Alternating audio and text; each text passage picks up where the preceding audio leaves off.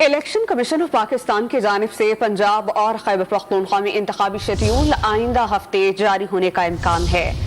Election commission نے D R Os اور R Os عدلیہ سے نہ لینے کا فیصلہ کیا۔ پاکستان تحریک انصاف نے آج سے انتخابی مہم شروع کرنے کا اعلان کیا ہے، جبکہ پاکستان پیپلز پارٹی نے امیدواروں سے ٹکٹ کے لیے درخواستیں مانگ لی۔ پنجاب میں انتخابی تیاریوں سے متعلق مزید اس رپورٹ میں۔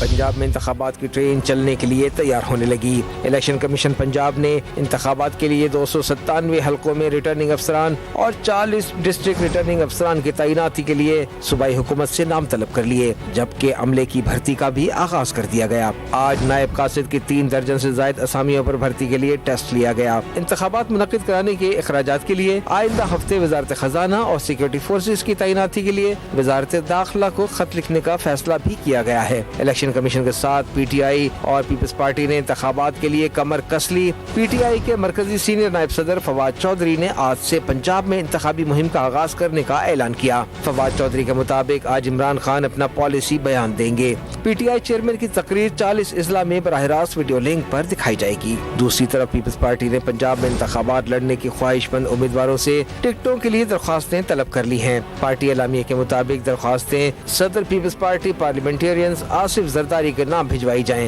امیدوار کو درخواست کے ساتھ شناختی کارڈ کی نقل، رابطہ نمبر اور قومی اسمبلی کے لیے 40,000 اور صوبائی اسمبلی کی نشست کے لیے 30,000 روپے کا بینک ڈرافٹ منسلک کرنے کی ہدایت کی گئی ہے۔ ذرائع کا کہنا ہے کہ پنجاب میں الیکشن کا حتمی شیڈیول آئندہ ہفتے منگل یا بدھ کو جاری ہونے کا امکان ہے۔